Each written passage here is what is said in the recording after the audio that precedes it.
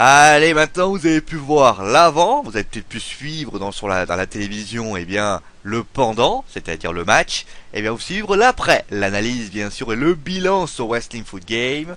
Alors, quel est ce bilan? On va bien sûr analyser la rencontre, on va essayer de voir les bons côtés et les mauvais côtés, on va essayer de voir justement eh bien qu'est-ce qui s'est bien passé, qu'est-ce qui s'est mal passé, et on notera bien sûr les 22 acteurs sur le terrain. Pour ceux qui ne le savent pas, je tiens à signaler qu'un 0 est considéré comme une expulsion.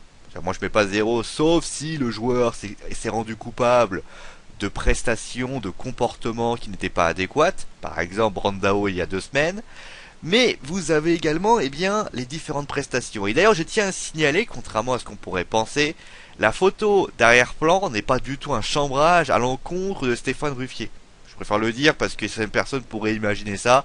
C'est simplement que Stéphane Ruffier a été involontairement l'homme du match, puisqu'il permet aux Parisiens de mener au score, et après Zlatan Ibrahimovic n'a eu qu'à faire son travail finalement. Allez, on va passer donc au Paris Saint-Germain, le Paris Saint-Germain qui arrivait donc, qui avait quand même, c'était le premier gros défi des Parisiens. On sait que les Parisiens ont tendance souvent à vivre des saisons, des moments compliqués. On a vu par exemple, bon l'année dernière ils avaient eu un problème les Stéphanois, il y avait eu quand même un non-match. On a vu le match aller notamment contre Geoffroy Guichard, où on a vu les Parisiens, on va dire très dominés, en difficulté. Et d'ailleurs on avait vu des joueurs comme Amouma, comme Cornier. Mais on parlera des Stéphanois après, parce que moi des Stéphanois, j'ai quelques petites critiques vis-à-vis de ça. Donc, alors pour ce qui est du Paris Saint-Germain, alors si on arrive aujourd'hui et qu'on regarde le résultat, on se dit Paris a géré, Paris a été dominateur, Paris a totalement maîtrisé son sujet. Et donc à ce moment-là, on se dit 5-0, c'était plié, finalement les Parisiens ont géré. Et c'est pas du tout ce qui s'est passé. On a vu des Parisiens en difficulté, on a vu des Parisiens qui étaient plutôt en panne d'idées, notamment des fois quand ils avaient le ballon et regardaient un peu partout, des changements de rythme qu'ils n'avaient pas. Et moi j'ai pas vu l'équipe de l'année dernière. C'est vrai que j'ai vu par exemple certains matchs, notamment le premier match contre Reims, et ce que je pourrais signaler du Paris Saint-Germain, c'est que sans Zlatan, le PSG n'arrive pas à s'en sortir. Et ça c'est quelque chose qui me surprend parce qu'on voit qu'il y a Cavani, on voit qu'il y a Lucas, on voit qu'il, bon on l'avait dit, il était pas là, mais il y a quand même des joueurs qui peuvent vraiment faire mal à ses adversaires. Et Zlatan a été le seul à prendre le ballon, à se comporter comme un vrai leader. Et moi j'ai constaté quand même quelque chose d'important, c'est que certes on a 5-0, mais lors du 3-0, quand il y a eu 3-0, Saint-Etienne a lâché, Saint-Etienne a dit c'est bon, j'en ai marre.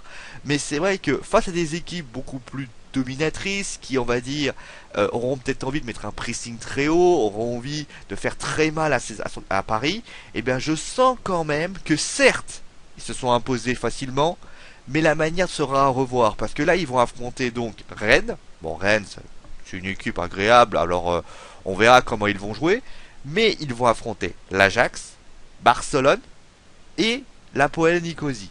L'Apoel Nicosie, ça va être un peu comme a fait un petit peu Saint-Etienne, c'est-à-dire qu'ils vont jouer très regroupés derrière et ils vont très peu monter. L'Ajax n'est pas au mieux, donc on sait que les Pays-Bas, les Hollandais, peut-être vont-ils essayer de girer, ou alors les Pays-Bas, vous savez comment ils sont, c'est du football total, ça part à l'offensif.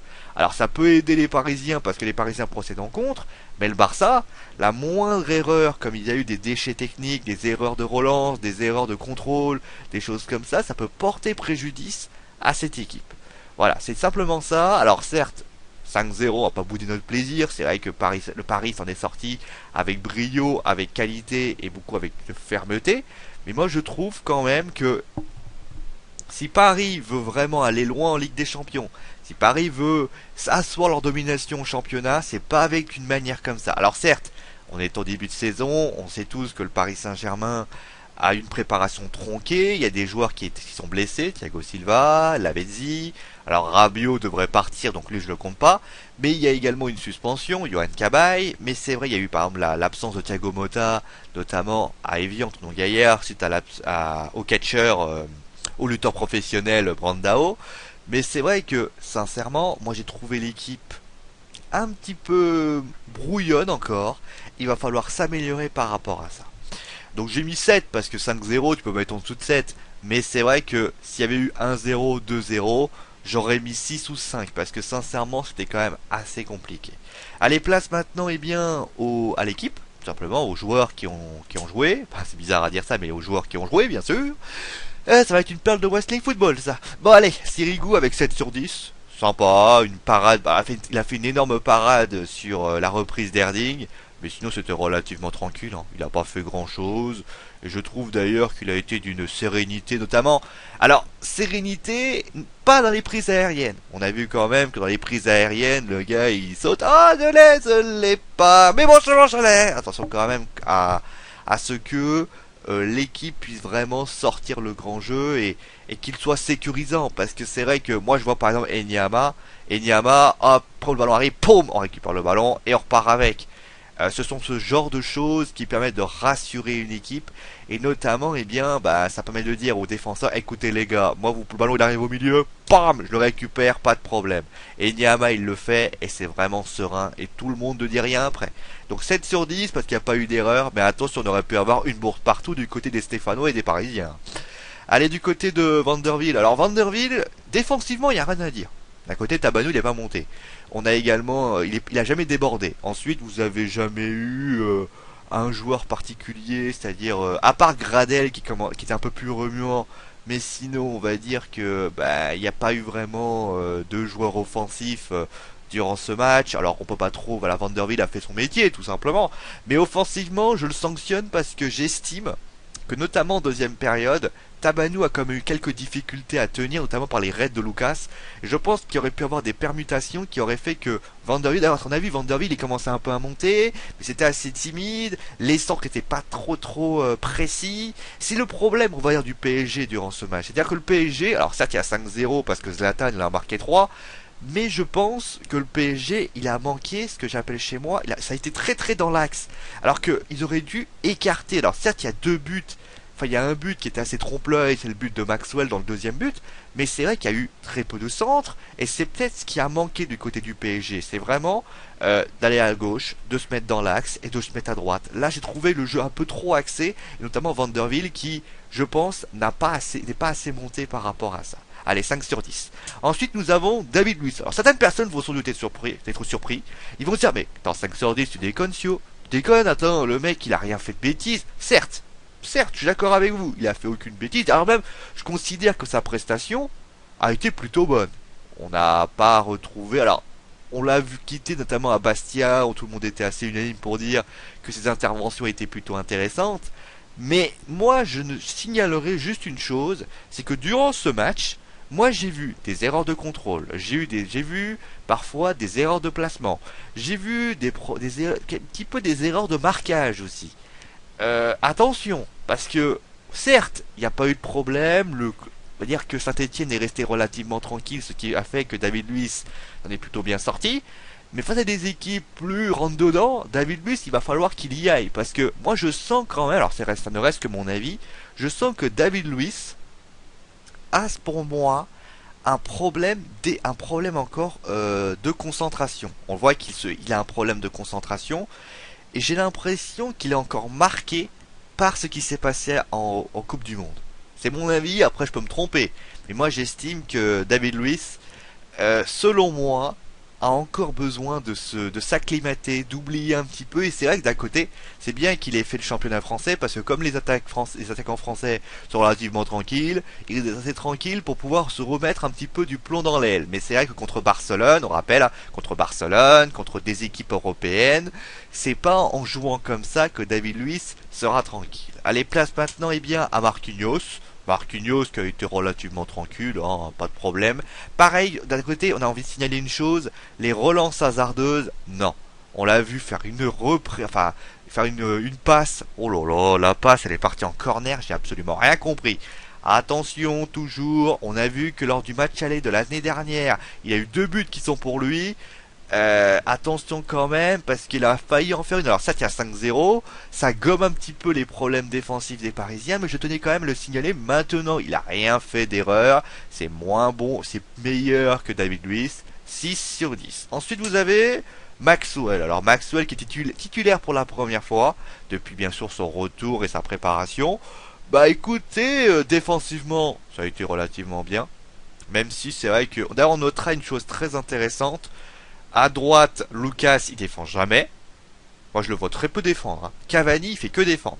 Il fait des retours, il fait des choses comme ça.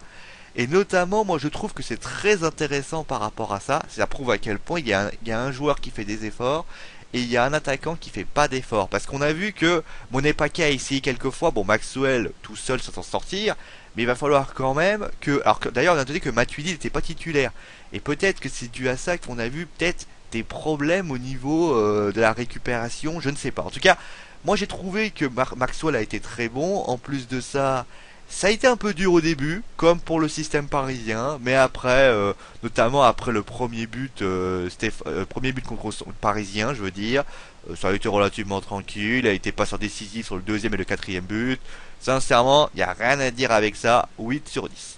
Ensuite, vous avez Thiago Motta. Alors Thiago Motta, j'ai eu quelques petits problèmes à nous le noter, parce que comment on le note? Est-ce qu'on le sanctionne pareil que les autres parce qu'il a eu quelques erreurs techniques, mais d'un côté, il a été serein. Il a récupéré des ballons. Dans la construction du jeu, on a vu qu'il arrivait à bien décaler et a été souvent la rampe de lancement de pas mal de joueurs. Moi, j'ai l'impression que ça a été relativement bien, mais ça aurait pu être très bien. Et c'est ça que j'ai envie de sanctionner. Je considère que je mets 7 parce que je considère qu'il n'a pas fait d'erreur, je considère qu'il a été serein, je considère qu'il a envoyé des ballons de qualité, mais j'ai constaté aussi quelques erreurs techniques qui ont posé problème à son équipe. On notera également, et ça c'est un signal, c'est un petit signal également, qu'il n'a pas du tout parlé. Alors je ne sais pas si c'est dû à Brandao ou pas de parler, pas de parlotte. Je trouve que c'est très bien, je trouve que c'est ça qu'on aime d'un joueur, il est élégant par son geste, par sa technique, par ses dribbles, pas besoin de parler. On voit d'ailleurs, alors peut-être que les Parisiens se sont un peu facilité la tâche, notamment quand t'as 3-0, tu vas commencer à parler, hein, je veux te dire, t'es relativement tranquille. Ensuite nous avons Marco Verratti, et oui monsieur Verratti qui d'ailleurs continue toujours à parler. Ah, il y en a un qui parle plus, il y en a un qui parle, de toute façon lui, il est né pour parler, il est là pour s'exprimer, d'ailleurs il pense jouer avec les mains. Il a dit que les papas, c'est pas moi qui ai la faute, nous. Allez, bon, allez, on va bien quand même au sérieux. Alors, début match difficile. Début match difficile parce que voilà, pressing haut des Stéphanois. Mais on a vu à quel point il fait des passes, 93% de passes réussies. Il est vraiment, joue vraiment très propre. Alors après bien sûr je noterai d'ailleurs la passe décisive pour le cinquième but parisien.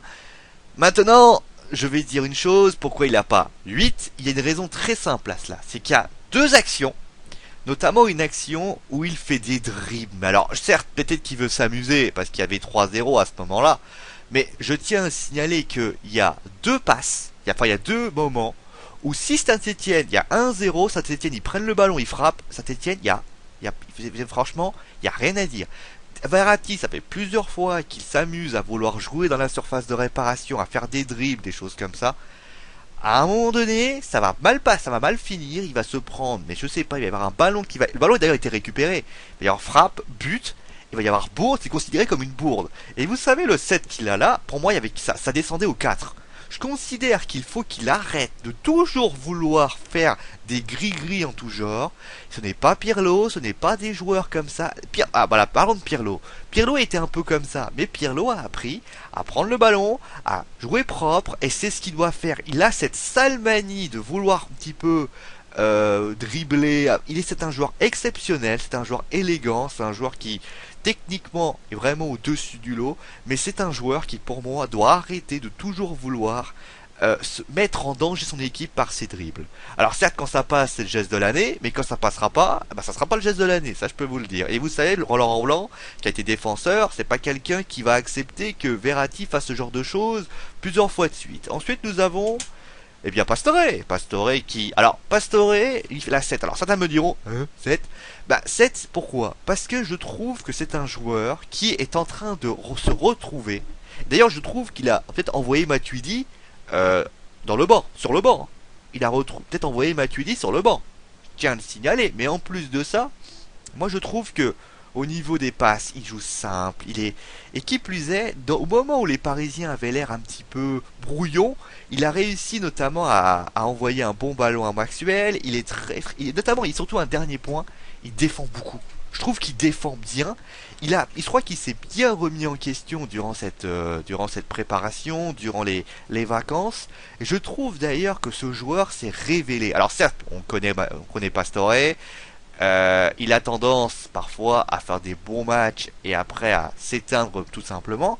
Mais je trouve que dans la manière, dans le style de jeu, alors certes, est-ce que Zlatan y est pour quelque chose? On a vu que quand Zlatan est là, lui est bien meilleur.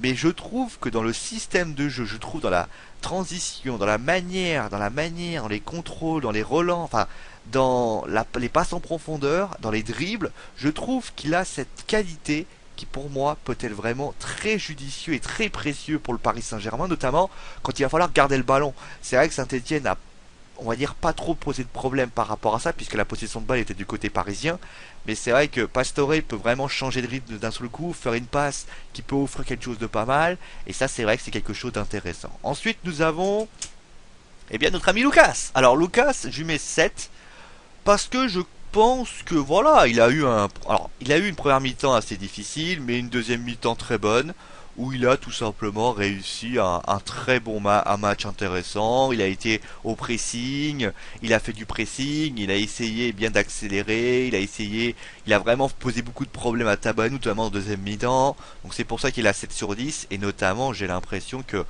en fait, il a épuisé son adversaire, notamment en première mi-temps, et en deuxième mi-temps, ça y est, il a carburé au super et au samplon, et après, vous savez quoi, ça a été tranquille comme du beurre, comme on dit. Allez, Lucas, 7 sur 10.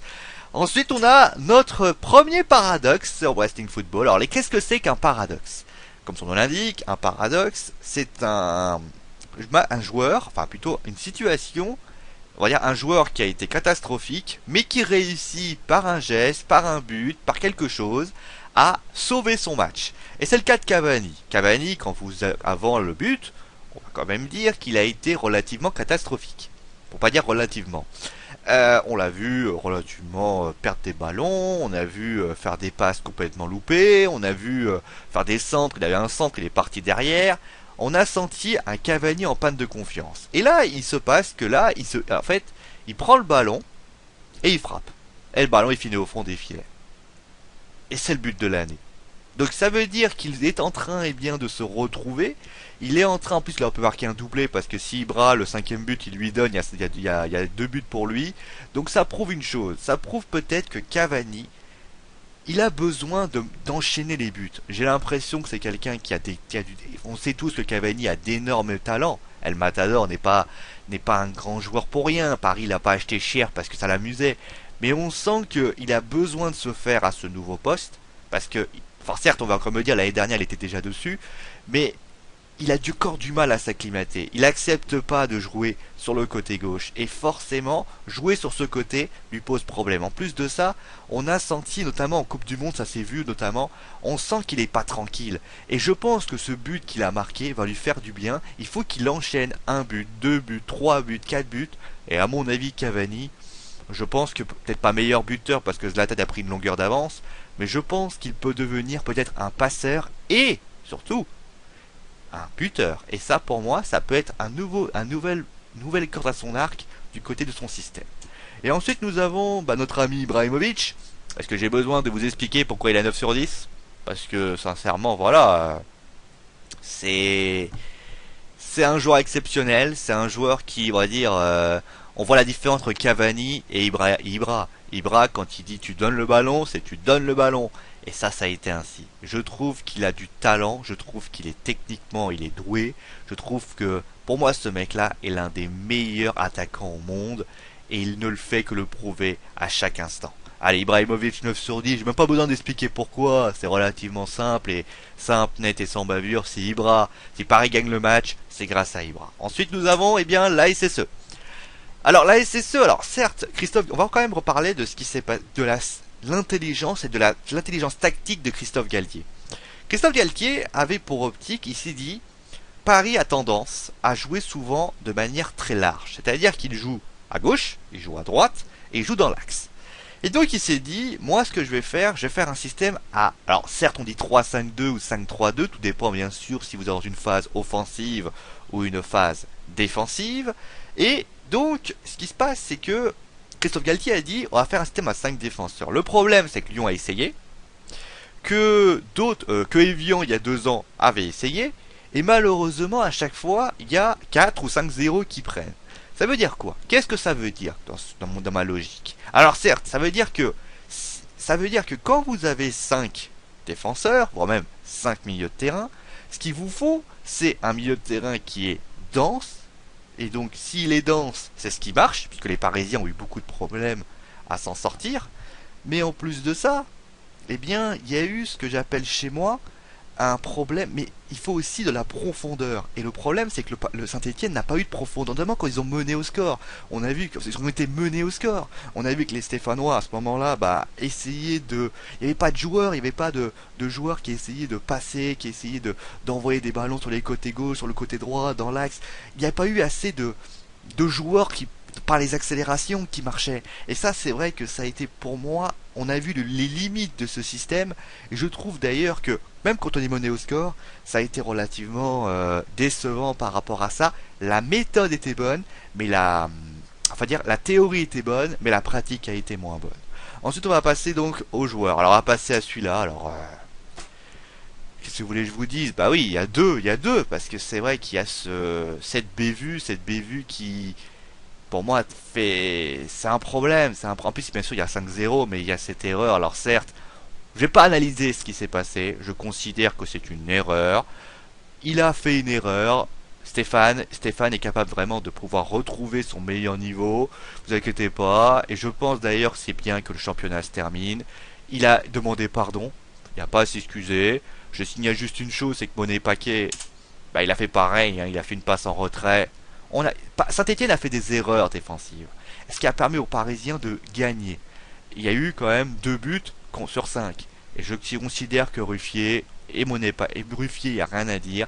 Monet Paquet, il y a autre chose à dire. C'est vrai que moi j'ai trouvé quand même que l'ancien Lorientais, je l'ai trouvé... Alors défensivement, on voyait que c'est pas son poste. On le voyait bien parce que il y a eu des problèmes avec Maxwell, notamment le deuxième but. Hein. Quand il part comme ça, Monet Paquet, il est déjà derrière. En plus de ça, ça a été au détriment de l'aspect offensif. Moi, j'ai vu qu'offensivement, il a eu des problèmes, il n'arrivait pas à déborder. Alors certes, à la fin, il a essayé un petit peu, mais j'ai trouvé que c'était offensivement que ça pêchait. Et tout ça, je pense que Christophe Galtier a encore fait une erreur. Il aurait dû, pour moi, selon moi, hein, mettre un vrai latéral sur le côté et mettre Monet Paquet, peut-être en attaque, je sais pas, ou le mettre, faire un autre système à 4-4-2. Là, il a voulu se prendre la tête avec un système, en plus avec des joueurs qui n'étaient pas bons dans ce système-là. Ensuite, vous avez notre ami Bayalsal. Alors Bayalsal, alors c'est un ami, c'est son ami Ibrahimovic. On le voit d'ailleurs, il lui serre la main et tout. Non, pour revenir au sérieux, c'est des problèmes défensifs, hein. On a vu le deuxième but, il saute, il n'arrive pas à l'attraper. Il y a eu également les 5 buts, donc pour moi c'est tout. En plus, on a vu que le duel contre Ibra, c'était relativement le Suédois qui a gagné, c'est Ibrahimovic qui a gagné. Donc pour moi, 3 sur 10 par rapport à ça. T'inquiète pas mon petit Bayal, t'es pas le seul, parce que malheureusement Théophile Catry, alors je lui ai mis un 4, parce que il a été bon, jusqu'au premier but. Parce qu'après le premier but, ça a été relativement décevant, en plus les buts ne sont pas totalement pour lui, donc je lui mets 4. Mais sinon, ça a été catastrophique aussi. Hein. Il y a eu des difficultés à tenir les assauts. Le cinquième but, l'alignement il y est pas. Enfin voilà, c'est relativement décevant. Donc 4 sur 10 par rapport à ça. Ensuite, nous avons le frère de Pogba. Florentin Pogba, pardon. Donc, on va encore me dire que je suis méchant. Mais voilà, le Paul, il a dû se dire, oh là là, qu'est-ce qu'il me fait mon frère? Parce que notamment, alors il se fait bouger par Ibra. Il a pas réussi, notamment il va pas sur le quatrième but. On le voit qu'il va pas au pressing sur Cavani.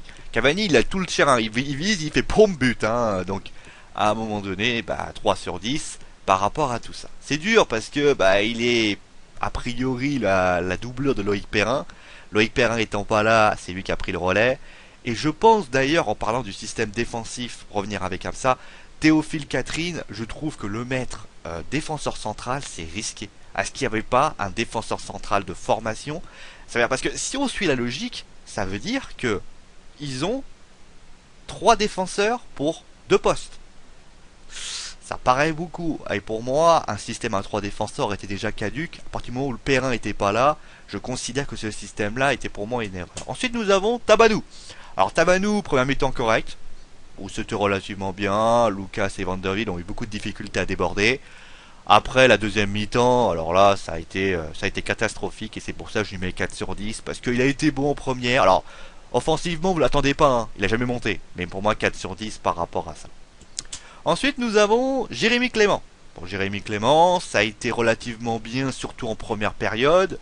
Malheureusement, on a vu que, comme son équipe, c'est ça qu'on lui a demandé, la récupération du ballon, c'était bien.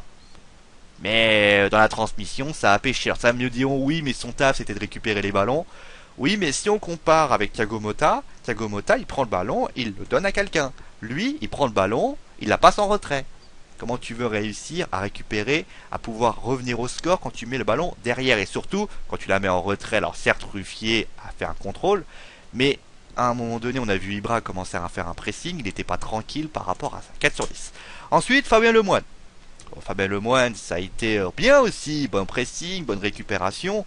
Maintenant, c'est toujours pareil, c'est un problème devant, c'est pas un problème derrière. C'est-à-dire que défensivement, c'est bon. Mais offensivement, on a vu qu'il a fait des passes. Est-ce qu'il a déjà fait des passes en profondeur? Est-ce qu'il a accéléré? Moi, je pense qu'il y a eu une erreur de Christophe Galtier. Christophe Galtier s'est planté. Il n'y a pas de honte à le dire.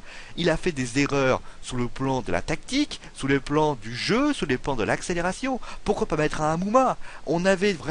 Ça manquait pour moi de joueurs offensifs et franchement, et des joueurs, je pense que Lemoine, d'ailleurs il le remplace par Cornier, je pense que c'est révélateur de ce que voulait justement ce que devait faire Christophe Galtier, avoir un joueur techniquement qui puisse emmener le ballon, le donner aux attaquants et des choses comme ça, quitte à mettre un Amouma. Pourquoi Amouma n'était pas titulaire dans ce match alors qu'on sait qu'il a une pointe de vitesse et une accélération qui peut faire mal? Je pense qu'il a joué à la fois frileux et ça n'était pas du tout en corrélation par rapport à ce qu'il a dit, comme quoi il voulait jouer offensif. Et ça, c'est bien dommage. Ensuite, nous avons notre ami Coad. Alors 4 sur 10 par rapport à ce que j'ai expliqué. Pareil, je peux même l'expliquer, j'ai même pas essayé de voir Clément et Lemoine, comme on dit, 4 sur 10 par rapport à ça. Ensuite, nous avons Mervout Erding. Alors Mervout, il a fait bien sûr cette reprise de volée que Sirigu claque. Mais sinon, ça a été relativement discret. Je signalerai également quelques petites courses et tout. Mais c'est vrai que 4 sur 10, ça a été relativement décevant. Ensuite, nous avons, alors par contre, Wolfwinkel. Alors, Wolfwinkel, Ricky, de son prénom. On va appeler Ricky maintenant. Alors, c'est Ricky, a été transparent. On l'a vu, il a touché très peu de ballons. On avait l'impression qu'il errait une âme en peine sur le terrain. Je veux dire, ah, moi je suis là, moi. Non, c'est vrai que c'était relativement décevant. J'ai trouvé ce joueur lent, j'ai trouvé ce joueur inutile, je le dis inutile. Alors certes, il a besoin de s'acclimater, mais à un moment donné, quand tu vois que la défense parisienne n'était pas du tout en honneur de sainteté, était pas du tout sereine, honneur de sainteté, vous oubliez, pas du tout sereine, je trouve que l'équipe, pour moi, Ricky a pour moi a loupé son match et pour un premier match c'est relativement décevant. Après bien sûr il va apprendre et il va développer ses qualités au fil de la saison. Maintenant il a un prêt. Ce prêt pour moi on considérait que c'était un crack notamment au championnat du Portugal et au championnat néerlandais. Pour moi Ricky, ça reste encore un joueur à voir parce que pour le moment c'est assez décevant. Allez, on va quand même parler des déclarations. Alors, Zlatan qui a dit « J'étais heureux de revenir de marquer 3 buts ». Bah, tu m'étonnes. Tout s'est passé comme si je n'avais pas été blessé. Je ne suis pas encore à 100%, mais j'ai pu marquer grâce à mes partenaires. Je suis là, de retour. Alors, il a également parlé de petit humour avec Stéphane Ruffier, comme quoi il pensait que Stéphane pouvait penser le en vouloir. Pas du tout. Alors, Christophe Galtier a parlé un peu plus long. Il a fait « Certes, nous avons subi la fatigue de 120 minutes disputées jeudi face à Karabuspor, mais c'est surtout la qualité d'un adversaire exceptionnel. Pour réussir un résultat face à PSG d'Ibrahimovic, il faut réussir un match de coupe, c'est-à-dire se surpasser, se sublimer. Nous n'avons pas été capables d'en faire 2 en une semaine, nous avons pris une fessée. Moi j'aurais dit une manita, mais c'est pas grave. Paris était tout frais, il nous a été super dans tous les domaines, les Parisiens ont montré. Allez voir sur Wrestling Football, vous verrez la déclaration totale. Allez, on va s'arrêter là. Les Parisiens, bien sûr, ne joueront pas avant quelques semaines, puisque c'est l'équipe de France. Ils joueront contre Rennes. Donc le prochain match of the day sera bien sûr le match Rennes-Paris Saint-Germain. Allez, c'est mon animaux, parce que je l'ai dit. Allez, ciao à tous.